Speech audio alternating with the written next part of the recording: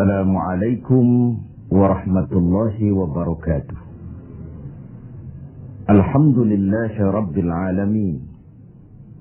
Wassalatu wassalamu ala asyrafil anbiya'i wal mursalin Sayyidina Muhammadin wa ala alihi wa sahbihi ajma'in.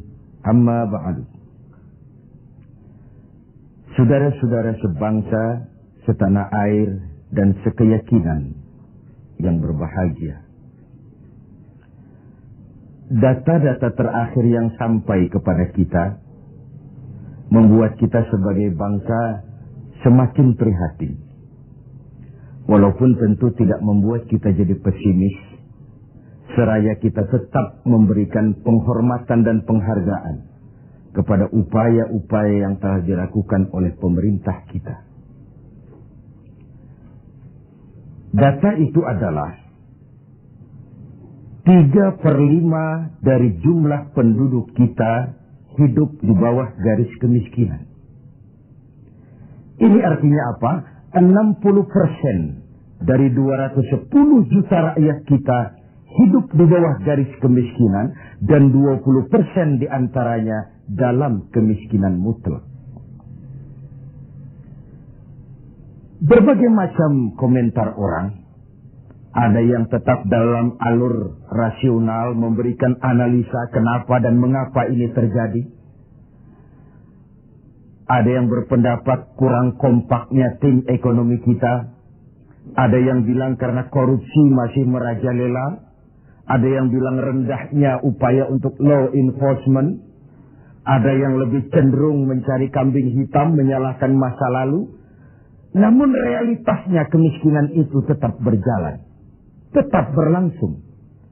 Sementara kita harus melakukan upaya-upaya di dalam alur kebersamaan terhadap kondisi yang dihadapi oleh mayoritas bangsa kita ini.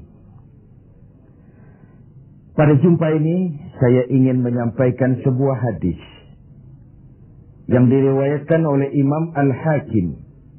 Rasulullah sallallahu alaihi wasallam bersabda, "Arba'un man kunna fihi nasyarallahu rahmatuh wa adkhalahu jannatuh."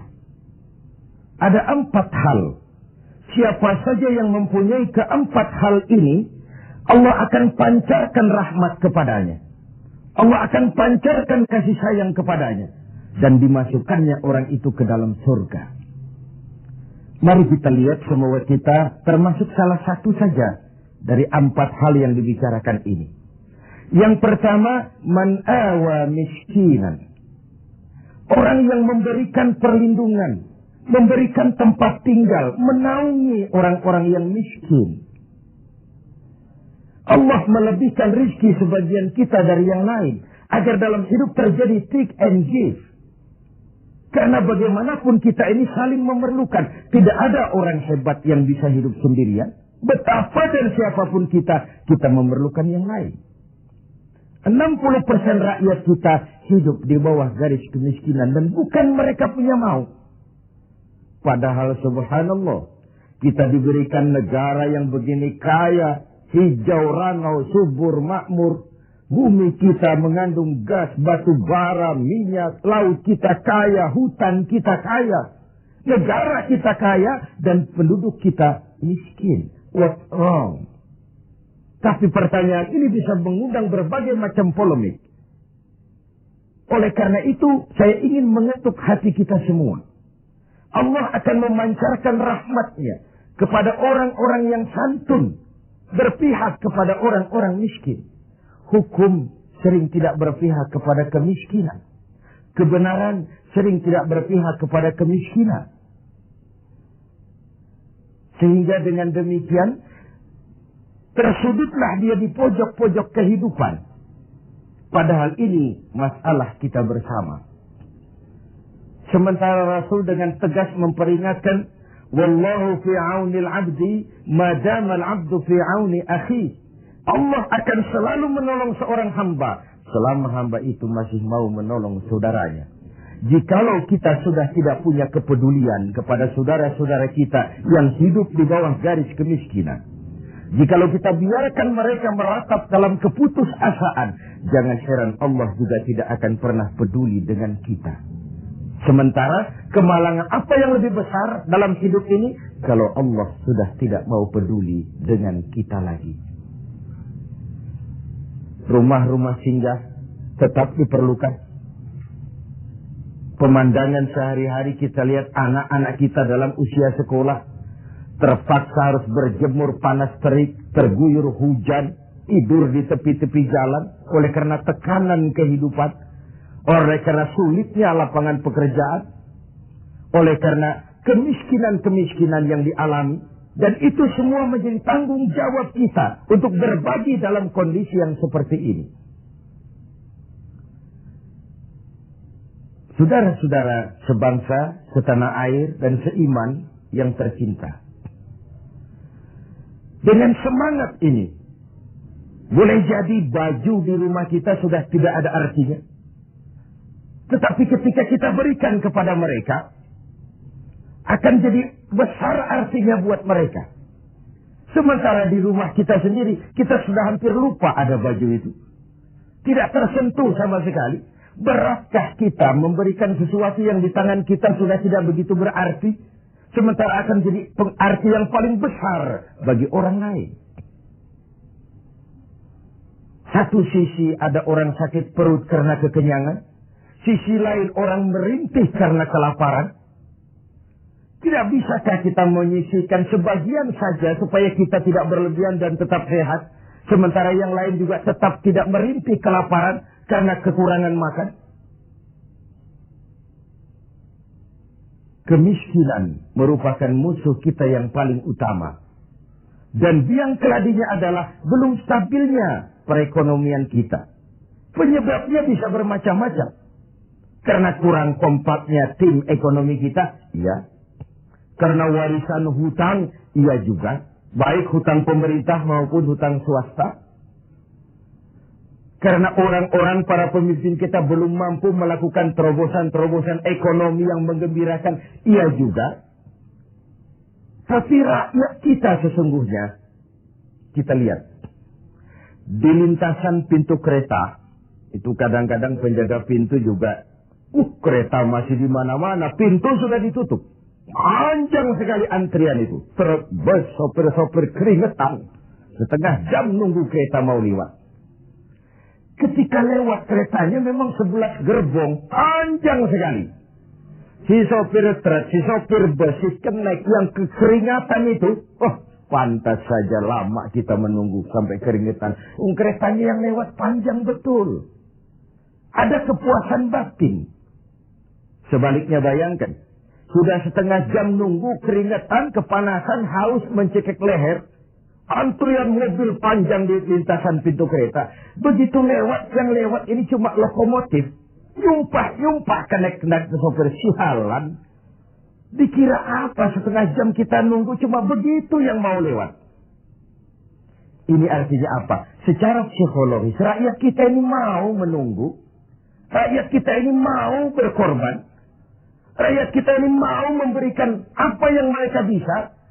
Untuk sesuatu yang besar. Untuk sesuatu yang monumental. Untuk sesuatu yang bisa merubah keadaan mereka. Jangan biarkan rakyat kita menunggu dengan kecewa karena begitu lama menunggu yang lewat cuma lokomotif. Cuma kepala kereta yang lewat. Mereka merasa penantian setengah jam sia-sia. Pengorbanan peras keringat, haus mencekik leher. Jadi konyol ketika yang lewat cuma sebuah lokomotif. Begitulah. Kadang kita masih terkontaminasi oleh pola lama. Sebagian dari pemimpin kita masih memandang bahwa jabatan itu fasilitas dan kekuasaan. Lebih celaka lagi bahwa jabatan adalah jalan pintas untuk menuju kaya. Merasa giliran. Kemarin kan giliran kamu, sekarang giliran saya. Sepanjang jabatan masih dianggap sebagai fasilitas dan kekuasaan. Apalagi jalan pintas untuk menuju kaya, itu rampok. Negara sedang sakit. Ini musim kerja bakti. Pesta sudah selesai. Ini saatnya kita cuci piring. Kita Dalam artian seluruh komponen bangsa. Ya birokratnya, ya teknokratnya, ya ekonomnya, ya agamawannya, ya politisinya. Semua kita. Ini merupakan tanggung jawab kita secara bersama-sama. Man awa miskinan. Orang yang santun kepada orang-orang yang miskin. Memberikan tempat bernaung, tempat tinggal. Mendidik, memberikan kesempatan pendidikan kepada anak-anak mereka. Sehingga anak-anak itu, yang juga anak-anak kita, punya hak menatap hari esok dengan pasti. Punya hak menggantungkan harapan dan cita-cita. Seperti juga anak-anak lain punya harapan dan punya cita-cita. Marilah kita semua menyadari, hidup ini sebuah putaran menunggu giliran. Dan jabatan adalah amanah. Sementara menyia-nyiakan amanah adalah khianat. Lebih jauh dari itu, agama mengajarkan apapun yang kita miliki dalam hidup ini sebuah titipan. Harta, titipan. Jabatan, titipan. Ilmu pengetahuan, titipan. Kalau titipan harus disikapi dengan dua. Pertama, titipan harus dijaga baik-baik. Masa ada orang datang ke rumah saya, Pak, saya titip mobil sebentar. Oh, silakan. Saat mobil diambil, kacanya pecah, bempernya penyok, rebannya kempes, knalpotnya hilang, marah yang punya. Saya cuma titip, kenapa tidak dijaga baik-baik? Begitulah Allah menitipkan jabatan kepada kita. Saat nanti diambil jabatan itu berlumur korupsi, berlumur kezaliman, tipu daya, trik, rekayasa. Tentu marah yang menitip ini. Kau harus bertanggung jawab. Ini kan titipan. Kenapa tidak dijaga baik-baik? Harta titipan. Malahan, kalau saudara diberikan ilmu, pertanyaan akhirat cuma satu. Ilmumu kau amalkan untuk apa? Diberikan kita usia yang panjang, pertanyaan akhirat juga cuma satu. Usiamu kau habiskan di mana? Tapi diberikan kita harta, pengadilan akhirat akan bertanya dua. Hartamu kau dapat dari mana, kau belanjakan kemana? Depan dan belakangnya ditanya, dari mana dan kemananya. Itu sebabnya Rasulullah berpesan, hasibu anfusakum qabla an tuhasabu. Hitung dirimu sebelum Allah yang menghitungnya. Dengan bahasa sekarang, kalau malam-malam ada baiknya kita putar film hidup kita ini. Sejak akil balik sampai sekarang, lihat adegan-adegan yang pernah kita lakukan. Oh, tanggal sekian, bulan tahun sekian, saya nyolong, saya korup. Tanggal sekian, bulan sekian, saya nempeleng orang tanpa alasan yang benar. Putar film itu. Apa target dari semuanya? Kalau ada adegan yang tidak pantas, sekarang ini kita masih bisa melakukan sensor. Taubat maksudnya, pemutihan. Ada suara yang kurang jelas, masih bisa dubbing. Ada alur cerita yang kurang utuh, masih bisa editing. Proses sensor, proses editing, proses dubbing masih dimungkinkan sekarang. Sekarang, di dunia ini. Kalau nanti di padang mahsyar, Allah yang memutar film kehidupan kita. Tidak akan ada waktu lagi untuk sensor, dubbing, editing. Yang ada tinggal pertanggungan jawab. Dan hari itu seperti sering kita baca dalam surah Yasin. Al-yawma nakhtimu ala afwahihim. Wa tukallimuna aydihim. Wa tashhadu arjuluhum bima kanu yaksibun. Mulut mereka kami gembok. Tangan mereka akan laporan. Dan kaki mereka akan memberikan kesaksian terhadap apa saja yang telah mereka lakukan. Jabatan adalah titipan. Dia harus dijaga baik-baik. Yang kedua, kalau titipan tidak boleh membuat orang arogan, sombong. Dititipi, sekadar dititipi kok sombong. Apa alasannya? Orang titip mobil ke rumah saya, yang punya mobil pergi, saya petatang-peteteng, membangga-banggakan. Ini mobil hebat, ini mobil mutakhir, ini mobil canggih. Mobil orang titip. Begitulah kita. Ini jabatan, titipan. Kenapa harus sombong? Ini harta, titipan. Kenapa mesti sombong? Ini ilmu pengetahuan, titipan. Kenapa harus sombong?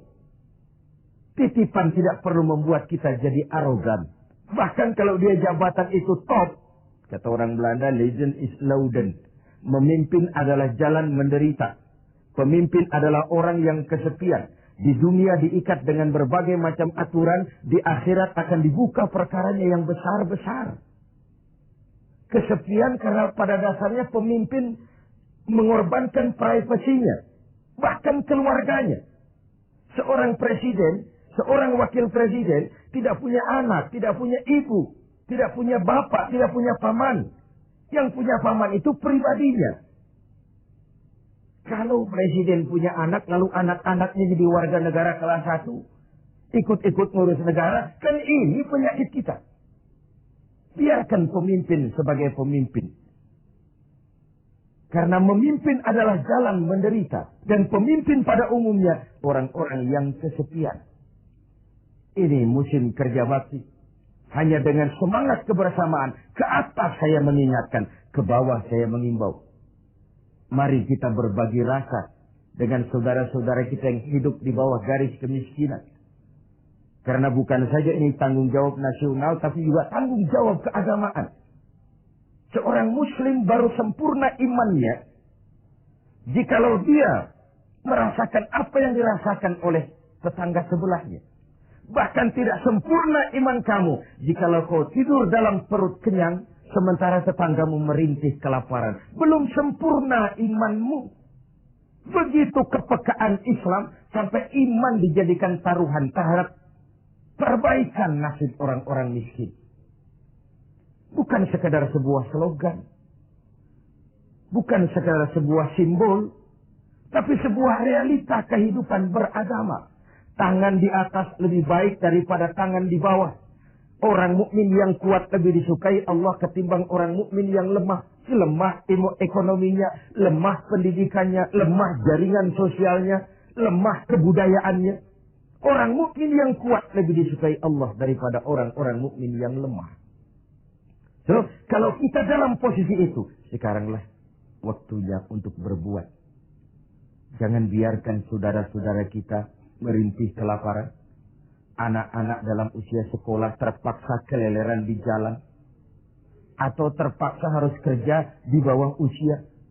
Memang kadang kita berhadapan dengan siklus, lingkaran setan. Pendapatan rendah. Kenapa? Karena kemampuan rendah. Kemampuan rendah kenapa? Karena pendidikan rendah. Pendidikan rendah kenapa? Karena kurang gizi. Kurang gizi kenapa? Karena biaya hidup tinggi. Biaya hidup tinggi kenapa? Karena pendapatan rendah. Begitu berputar lingkaran setan ini. Tapi what can we do now? Apa yang bisa kita lakukan sekarang? Buat tetangga kita, buat masyarakat lingkungan kita, setidaknya man awa miskinan. Orang yang menolong orang-orang miskin. Memberikan tempat tinggal. Melindungi mereka. Akan dipancarkan rahmat Allah kepada mereka. Kasih sayang Allah akan berlimpah. Si miskin mungkin tidak akan bisa membalas. Tapi Allah akan memberikan balasan. Melalui jalan yang tidak pernah kita sangka. Ketimbang kita mencari kambing hitam. Oke lah, yang salah tetap salah. Tapi kan dengan argumen, bukan dengan sentimen. Untuk menegakkan kebenaran, bukan untuk menang-menangan. Zaklik, tidak personlik. Menyentuh dan bukan menyinggung. Biarkan hukum tetap tegak. Biarkan penataan ekonomi kita tetap profesional. Sementara kita yang oleh Allah diberikan sedikit kelebihan. Sedikit kemampuan. Mari kita berbagi. Untuk mengatasi persoalan bangsa yang memang berat ini. Ini yang pertama. Yang kedua, orang yang akan dapat pancaran rahmat dari Allah itu warahimad dha'ifah. Orang yang punya sifat belas kasih kepada mereka yang lemah. Keberpihakan kepada orang-orang yang tidak berdaya. Tadi saya katakan, kebenaran jarang berpihak kepada si miskin dan si lemah. Hukum sering tidak berpihak kepada si miskin dan si lemah. Tengoklah sekarang. Kalau orang besar punya banyak uang, dapat masalah, tim pembelanya itu antri. Tim, bukan lagi 1-2 orang, tim. Paling sedikit 3 orang. Tapi ketika si miskin dan si lemah terpuruk di sudut kehidupan, hak-hak asasinya diinjak-injak, siapa yang mau peduli? Masih segar dalam ingatan kita nasib yang menimpa Marsina, Sengkon dan Karta, wartawan Udin, koran Bernas. Itu sekadar yang naik ke permukaan. Entah berapa puluh Marsinah di Republik ini. Entah berapa banyak Sengkon dan Karta di negeri ini. Entah berapa banyak Udin Bernas di bumi tercinta ini. Sehingga orang sering mengeluh. Banyak pengadilan, tapi sulit mencari keadilan. Hukum berpihak kepada yang terkenal, kuasa dan punya uang. Law enforcement tersendat-sendat. Kalau sudah orang beruang, ternama, punya masalah, antri yang bela. Rame-rame kur menyanyikan lagu, maju tak gentar, membela yang bayar. Sementara si lemah, si miskin, terseok-seok mencari keadilan. Merintih ketika hak asasinya diinjak-injak. Dan tidak tersentuh sama sekali. Sebagai refleksi dari itu, jangan heran kalau lalu muncul street justice. Pengadilan jalanan, maling motor tangkap, bakar. Refleksi dari ketidakpuasan rakyat melihat hukum selama ini. Di mana rakyat menyaksikan dengan mata telanjang, kalau orang kecil berbuat salah, hukum cepat-cepat ditegakkan.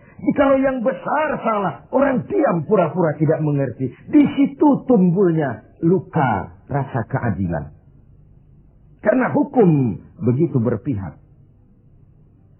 Di kalangan elit di atas sering terjadi bargaining untuk kepentingan pribadi mereka. Dengan label atas nama rakyat.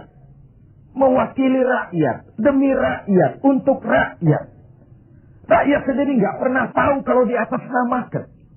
Nyaris rakyat kita lebih sering jadi address, orang numpang alamat. Karena terjadi bargaining position untuk saling menutupi aib dan koreng masing-masing. Masing-masing memegang kartu truf. Kamu bongkar, saya bongkar. Kamu ngomong, saya ngomong. Maka upaya menegakkan hukum jadi semakin terseok-seok adanya. Saudara-saudara sebangsa, setanah air, dan seiman yang tercinta. Keberpihakan kepada orang yang lemah dan tidak berdaya. Bukan karena kita kepengen jadi hero. Tidak. Ini bagian dari ibadah. Bagian dari ibadah. Of course, lebih nikmat berpihak kepada kekuasaan memang.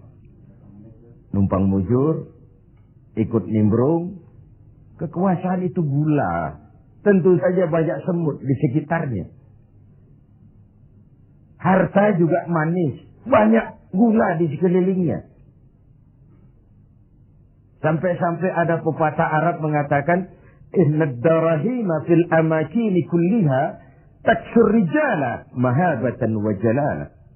Uang dan kekuasaan itu di mana-mana bikin gagah orang yang memilikinya. Bikin hebat orang yang menguasainya. Orang yang punya uang dengan yang tidak punya uang, janganlah gaya hidupnya, gaya jalannya saja lain. Yang kecil-kecilan sajalah. Teman-teman kita yang kerja di bangunan itu, buruh bangunan itu. Kemis sama Sabtu sore, lain jalannya. Sabtu sore itu jalannya gagah. Kenapa? Habis gajian. Tapi kalau Selasa, Kemis, lesu, lelah, letih. Gaya jalannya saja lain. Dan agak nyinyir memang, tapi realitas. Wahia silahun liman arada qitalan.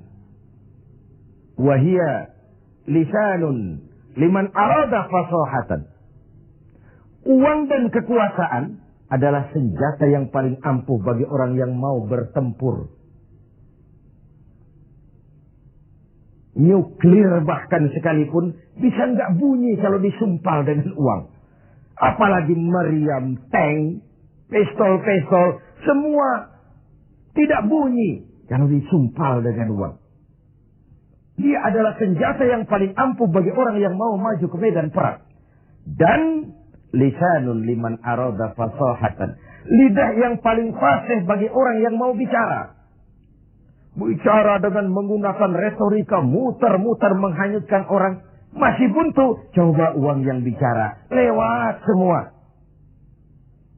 Ya, secara guyonan. Anak-anak sering bilang. Ada fulus, mulus. Tidak ada fulus, manfus. Ini kata Arab Indonesia. Ada fulus, mulus. Tidak ada fulus, manfus. Apakah harus seperti itu budaya kita? Mau dapat jabatan, setelah pendidikan harus bersaing. Lalu dalam persaingan ini, mana yang paling bisa memberikan semur, dekat sama semar, semir, semur. Logikanya apa? Kalau orang meraih jabatan karena banyak mengeluarkan uang dan berani, tentu dia sudah berhitung. Aha, 3 bulan pun pulang modal ini. Aha, paling sebentar selesai nih, pulang balik modal lah. Sudah ada hitung-hitungan matematikanya. Kalau ini yang terjadi, orang naik meroleh jabatan karena banyak mengeluarkan uang, maka hal pertama yang dia lakukan setelah menjabat ialah bagaimana pulang modal. Setelah pulang modal, bagaimana cari untung. Pengabdian nomor 19. Rakyat nomor 26. Saya pakai modal besar kok ini. Dipandangnya lah jabatan sebagai jalan pintas untuk menuju kaya. Benar kalau Rasulullah mengajarkan jangan berikan jabatan kepada orang yang memintanya. Memintanya pun jangan. Apalagi sampai nyogok-nyogok, kasih semir, kasih uang. Karena orang yang meminta mesti punya motivasi. Sedangkan jabatan adalah amanah. Menyia-nyiakan amanah merupakan dosa yang amat besar. Saudara-saudara seiman dan sekeyakinan yang berbahagia. Setiap kita pemimpin. Setiap pemimpin akan dimintakan pertanggungjawab terhadap apa saja yang dipimpinnya. Suami pemimpin di rumah tangganya. Ibu pemimpin bagi anak-anaknya. Pemuda pemimpin bagi dirinya. Pak Lurah pemimpin di kelurahannya. Setiap kita pemimpin dan setiap kita akan dimintakan pertanggungjawab terhadap apa saja yang kita pimpin. Sungguh pun itu kecil kita sembunyikan dari pandangan orang banyak. Namun Qadirabul Jalil Maha mengetahui. Inilah etika otonom. Merasakan kehadiran Allah dekat dalam hidup. Ada sebuah karikatur. Seorang kiai punya murid santri 40 orang. Dari 40 orang ini ada 1 orang yang mendapat perhatian agak istimewa dari kiainya. Santri-santri yang lain protes. Kiai, kami ini semua kan santrinya kiai. Kami ngaji sama kiai. Kenapa yang 1 itu perhatiannya dilebihkan dari kami? Apa kekurangan kami? Senyum kiai kita ini. Lalu bilang, oke, kalau kau mau tahu, besok pagi kumpul di sini jam 10. Esoknya jam 10 kumpul 40 santri ini, termasuk yang dapat perhatian istimewa tadi. Anak-anakku, kata kiai, hari ini saya ingin memberikan pelajaran kepada kalian semua. Masing-masing kalian aku berikan seekor anak ayam dan sebilah pisau. Bertebaranlah kalian dengan anak ayam seekor dan sebilah pisau ini. Cari tempat yang tidak ada yang lihat. Sembelih ayam itu di situ. Cari tempat yang tidak ada yang lihat. Sembelih ayam itu di situ. Anak ayam itu. Bertebaranlah santri ini. Mencari tempat yang dipesan kiai tadi. Cari tempat yang tidak ada yang lihat. Ada yang masuk ke dalam gua. Gelap, tengok kiri kanan, tidak ada orang. Potong anak ayamnya. Ada yang cari semak belukar. Noleh kiri kanan, tidak ada orang. Potong. Ada yang naik ke gunung tinggi. Ada yang ke tepian sungai. Macam-macam. Alhasil, pada waktu yang ditentukan berkumpullah ke 40 santri ini. Bagaimana? Tanya Pak Kiai kita. Lapor Kiai, sudah kami sembelih semua. Sudah semua, sudah. Majulah santri yang satu ini, yang dapat perhatian lebih ini. Saya, Kiai, kenapa? Saya tidak bisa menyembelih anak ayam yang Kiai berikan tadi. Kenapa? Kenapa tidak kau sembelih? Tadi waktu mau berangkat Kiai pesan, cari tempat yang tidak ada yang lihat, sembelih anak ayam itu di sana. Saya sudah berusaha, Kiai. Saya pergi ke gunung yang tinggi, ke lembah yang suram, ke semak belukar, ke hutan belantara, ke dalam gua bahkan. Tetapi kemanapun saya pergi, dimanapun saya berada, Allah tetap melihat, Kiai. Saya tidak bisa menyembelih ayam, anak ayam ini seperti pesan Kiai tadi. Kiai senyum, lalu menghadapi 39 santri yang lain. Nah, kau tahu kan kenapa dia lebih istimewa dari kalian semua? Dia punya etika otonom. Dia merasakan kehadiran Allah dekat dalam hidup. Tengoklah dalam upaya memberantas korupsi di negeri ini. Berapa banyak tim yang sudah kita bentuk. Berapa banyak operasi yang sudah kita lancarkan. Entah yang namanya operasi kilat, operasi Raja Wali, operasi Halilintar, operasi Gledek. Tim ini, tim itu, tim ini, tim itu. Ketika terbentur gunung, timnya bubar. Operasinya selesai. Sementara korupsi tetap berjalan. Mari kita kembali kepada nurani. Dalam kondisi negara kita terpuruk, ekonomi kita begini rupa, 60% rakyat kita hidup di bawah garis kemiskinan. Masih bisakah kita menyalahgunakan jabatan untuk kekayaan pribadi? Masih maukah kita memperkaya kelompok sendiri dengan menyia-nyiakan rakyat banyak? Masih tegakah kita bermain-main dengan hukum? Kita tahu sesuatu itu benar, tapi terus kita injak. Kita tahu sesuatu itu salah, tapi terus kita kerjakan. Kita tahu sesuatu itu benar, tapi kita tidak berupaya membelanya. Benar, kalau Rasulullah Shallallahu Alaihi Wasallam pernah mengajarkan sebuah doa. Allahumma arinal haqqa haqqa warzuqna ittiba'ah wa arinal batila batilan warzuqna ijtinabah. Ya Allah, tunjukkan kepada kami bahwa yang benar itu adalah benar. Berikan kami kemampuan, kekuatan, kemauan untuk membela, mengikuti yang benar itu. Tunjukkan juga kepada kami bahwa yang salah itu salah. Berikan kami kekuatan, keberanian, kemampuan, kemauan untuk menjauhi yang salah itu. Ini artinya apa? Banyak orang tahu sesuatu itu benar, tapi dia tidak berdaya mengatakan itu benar. Dia tidak punya kekuatan untuk membela yang benar.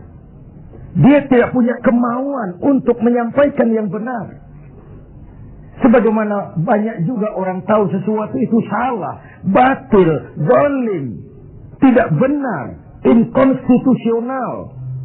Tapi dia tidak punya daya, kekuatan dan kemampuan untuk menghindari yang tidak benar itu. Yang terjadi kemudian di masyarakat adalah kerancuan. Bisa saja terjadi yang benar dianggap batil, yang batil menjadi hak. Yang halal dikatakan haram, yang haram menjadi halal, atau setidaknya disamarkan. Kerancuan nilai ini membuat masyarakat menjadi tidak menentu. Oleh sebab itu, keberpihakan kepada yang lemah seperti dianjurkan dalam hadis ini. Wa rahimat dha'if. Orang yang bersifat kasih sayang kepada orang-orang yang lemah. Selain ada pula versi hadis Nabi yang menyatakan irhamu salasatan minan nas. Kasihanilah 3 macam manusia. Dikasihani. Siapa? Pertama, azizan zalla. Orang terhormat yang jatuh hina. Pejabat tinggi yang pensiun. Terkena post power syndrome. Itu kalau tidak kuat mentalnya, mengalami semacam frozen emotional attitude. Dan itu yang masih menghinggapi para birokrat kita sekarang. Dengar mau ada mutasi, gerasak gerusuk. Cari orang pinter, cari mbah. Sholatnya masih menghadap Allah. Tapi urusan kayak begini, cari orang pintar, cari mbah. Jadi, iyyaka na'budu wa mbah nasta'in. Ini kan tidak konsisten, mukhtalif, mencampur aduk yang hak dengan yang batil. Akhirnya segala macam cara diusahakan. Dia merawat jabatannya bukan dengan prestasi kerja yang baik, bukan dengan kondite karena memang melaksanakan tugas dengan sebagaimana mestinya, tapi banyak melakukan menangi atasan, suap sana, semir sini, semur situ. Azizan zalla. Orang terhormat yang jatuh hina, terkena post power syndrome, tidak sadar hidup ini kok cuma nunggu giliran kan. Ada saat datang, ada waktu pergi, ada hari lahir, ada saat kembali, ada waktu dilantik, ada saat menyerahkan jabatan. Wa tilkal ayyamu nudawiluha bainan nas. Hari itu kami putar di antara manusia. Apa yang kekal? Yang tetap adalah perubahan. Perubahan itulah yang tetap itu. Ini yang pertama. Yang kedua, ghaniyan qad iftaqar. Orang kaya yang jatuh miskin. Ini kalau tidak kuat mentalnya bisa gila. Hidup serba ada, sama dengan pejabat tinggi. Datang dihormati, kemana-mana dikawal, tiba-tiba pensiun, nongkrong di warung Tegal, nggak ada yang negor. Kalau tidak kuat mentalnya, dia bisa sableng. Orang kaya yang jatuh miskin, biasa hidup serba ada, serba mewah, serba uang. Tahu-tahu dihadapkan oleh kenyataan dia tidak punya apa-apa. Dia bukan apa-apa. Itulah sebabnya kalimat inna lillahi wa inna ilaihi raji'un bukan sebuah ucapan sekadar saat kita menghadapi musibah. Itu kesadaran batin yang paling tinggi dari seorang muslim. Segalanya datang dari Allah, segalanya akan kembali kepada Allah. Kalau satu saat saya harus melepaskan jabatan yang saya senangi, kenapa harus berat? Bukankah ketika terlahir dahulu tidak ada jabatan yang saya bawa? Kalau saya harus melepaskan harta yang saya miliki, kenapa saya harus berat? Bukankah ketika terlahir ke dunia ini tidak sesen pun uang yang saya bawa? Inna lillah. Segalanya dari Allah. Segalanya akan kembali juga kepada Allah. Kesadaran moral yang paling tinggi. Segalanya dari Allah. Segalanya akan kembali kepada Allah. Lalu orang ketiga yang perlu dikasihani kata Nabi, faqihan yal'abu bihil juhal. Ahli fikih, ahli hukum, ngerti syariat, tapi dipermainkan oleh orang bodoh yang kebetulan punya uang dan kekuasaan.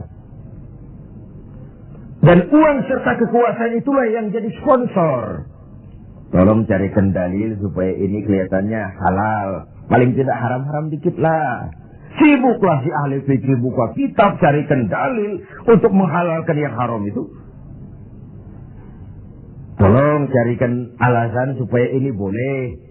Sibuk menurunkan kitab untuk memberikan legitimasi terhadap kebatilan. Orang ahli fikih yang dipermainkan oleh orang bodoh yang punya uang dan kekuasaan. Inilah realitas. Sehingga benar kalau Nabi mengatakan sebaik-baik umara adalah yang mendekati ulama. Sejelek-jelek ulama yang mendekati umara. Kalau umara mendekati ulama, tendensinya apa? Mau minta proyek sama kiai. Tentu tidak, paling minta didoakan, minta yang baik-baik. Tapi kalau Umar membebek, mendekat, menjilat kepada ulama, menjilat, mendekat, membebek kepada Umar, tentu ada something, ada sesuatu. Saudara-saudara yang terhormat, saya kembali kepada masalah 4 hal yang mendatangkan rahmat Allah tadi, yaitu yang kedua, rahimad dhaif. Orang yang bersifat belas kasih kepada orang-orang yang lemah, keberpihakan kepada rakyat. Ini yang diperlukan sekarang. Ini akan menumbuhkan trust, kepercayaan. Kita bicara soal kesulitan ekonomi, ini kan masalah yang sudah mendunia. Bukan cuma Indonesia, tapi tetangga-tetangga kita sudah hampir sembuh semua. Malaysia sudah sembuh, Thailand sudah sembuh, Filipina sembuh, bahkan Korea lebih menakjubkan.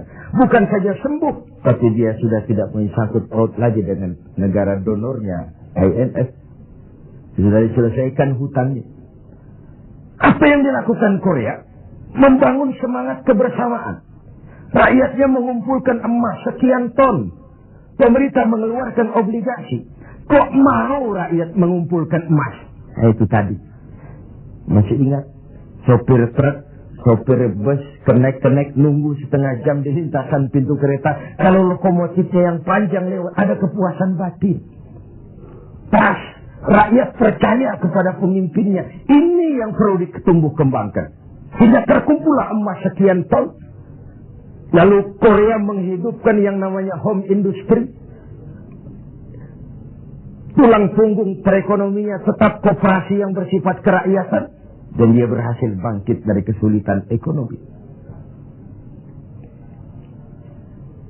Rasa kepercayaan itu penting. Karena rakyat merasa pemimpinnya adalah bagian dari mereka. Ini yang Rasulullah saja dituntun oleh Al-Quran. Qul innama ana basyarum mislukum. Katakan kepada mereka Muhammad, aku manusia seperti kau. Seperti kalian semua. Apa artinya ini? Jangan menempatkan dirimu di atas yang lain. Jangan pemimpin mendatangi rakyat sebagai sosok penguasa, sebagai sosok malaikat, sebagai sosok sinterklas. Datanglah kepada rakyat sebagai bagian daripada rakyat itu sendiri. Saya tertarik dengan ungkapan Presiden Republik Rakyat Cina pada saat dilantik. Apa katanya? Berikan kepada saya 100 peti mati. Yang 99 akan saya gunakan untuk koruptor di negeri ini. Yang 1 akan saya pakai sendiri kalau kamu lihat saya tidak benar. Sebuah ungkapan yang menampilkan kesungguhan dan keteladanan. Siapkan 100 peti mati.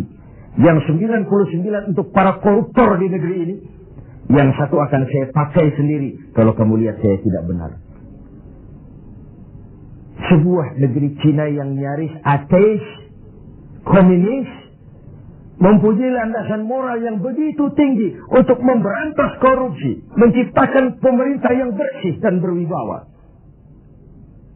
Mengapa kita yang berpancasila, yang sila pertamanya ketuhanan yang Maha Esa, yang kita negara walaupun bukan negara agama tetapi negaranya orang beragama, mengapa kita lalu setengah hati terjebak pada bargaining cuma untuk melembagakan pribadi, kepentingan golongan paling tinggi, tapi tidak menyentuh kepentingan rakyat banyak.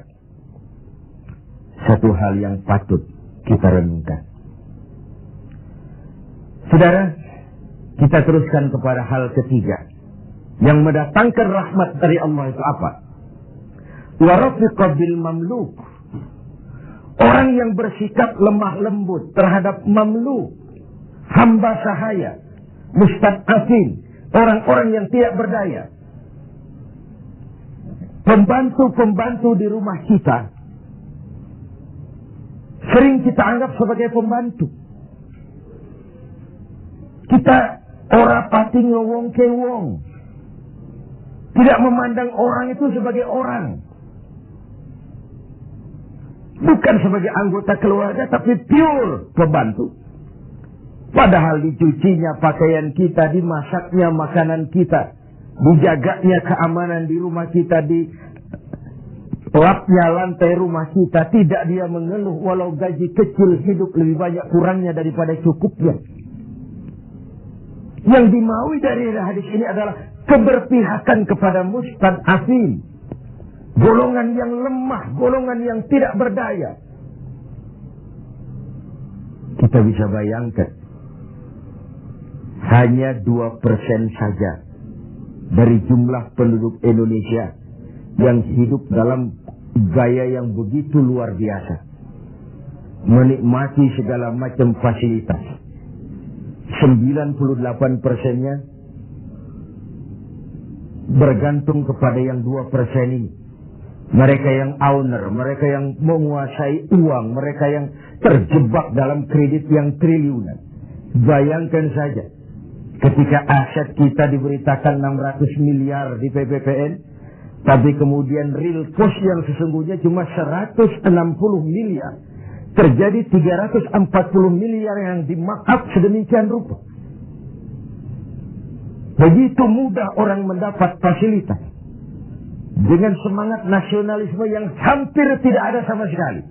Ketika terjadi gonjang-ganjing di negeri ini, dengan berobatlah mereka berangkat ke luar negeri dengan segala macam lah. Lalu, what can we do? Apa yang bisa kita lakukan dalam kondisi seperti ini?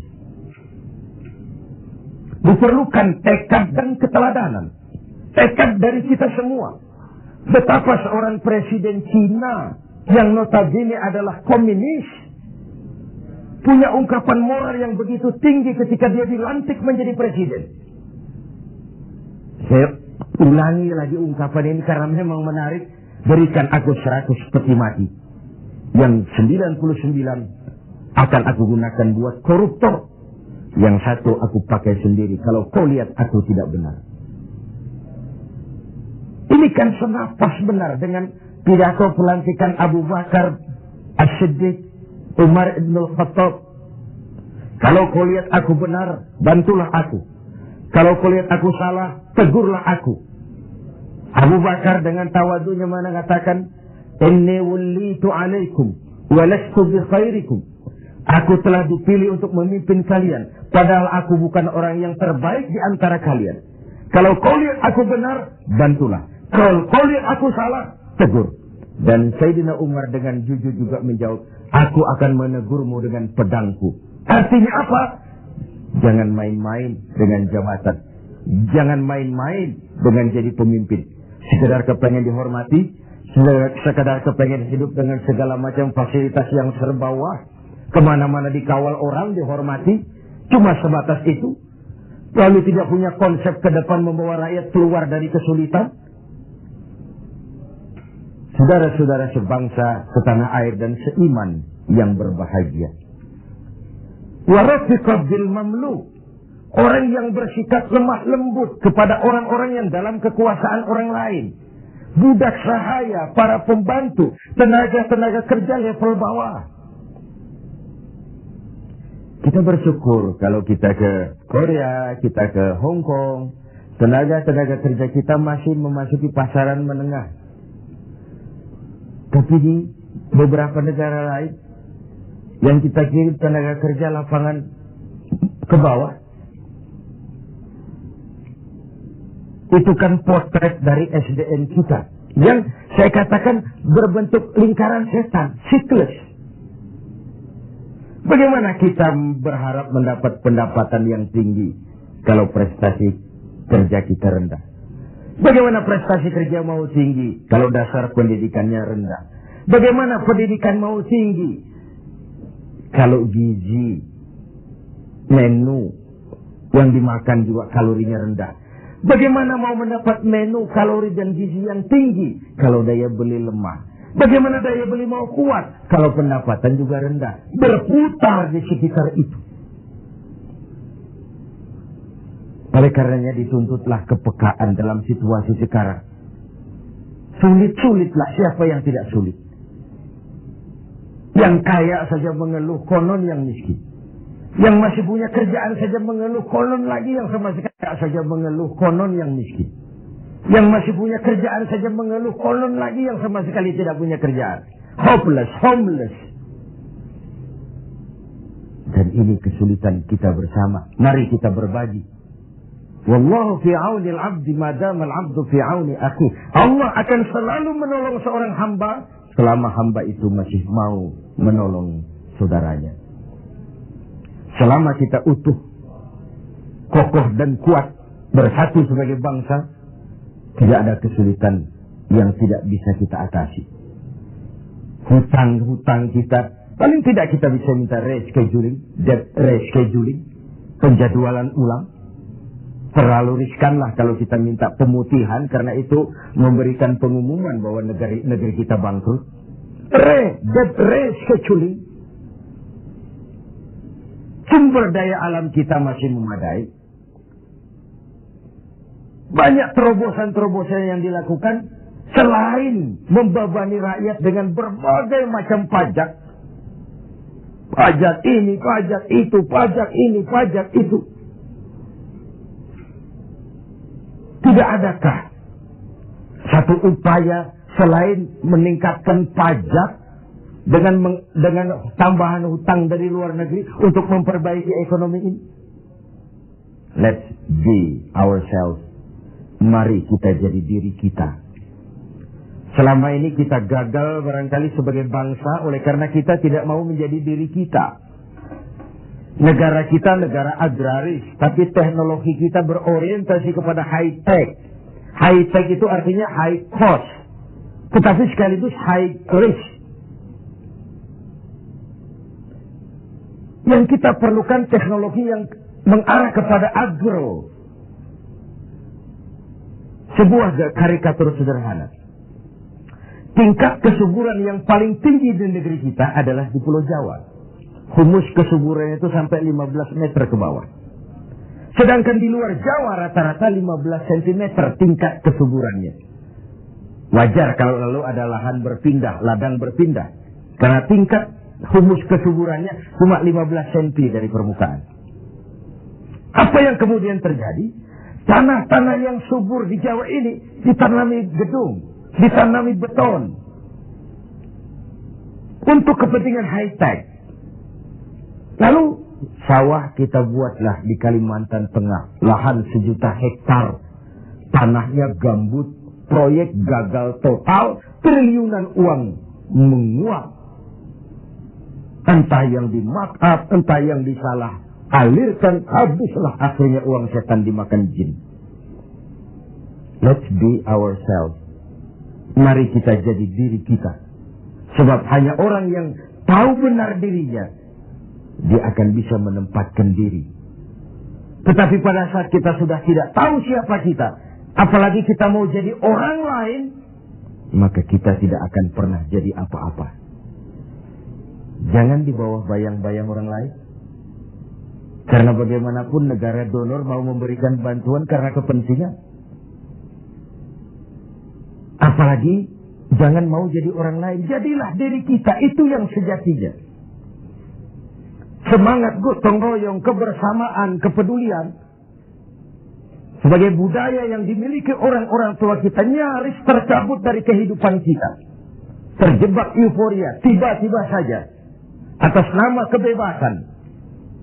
Atas nama demokrasi, kita seakan tercabut dari akar budaya kita. Kita yang santun jadi beringas. Kita yang rukun jadi saling mencurigai. Kita yang toleran tiba-tiba bermusuhan. What's wrong? Apa sih sebenarnya? Siapa melawan siapa? Siapa nyurigai siapa? Siapa membunuh siapa? Kita anak-anak bangsa satu tubuh yang lahir dari rahim Ibu Pertiwi.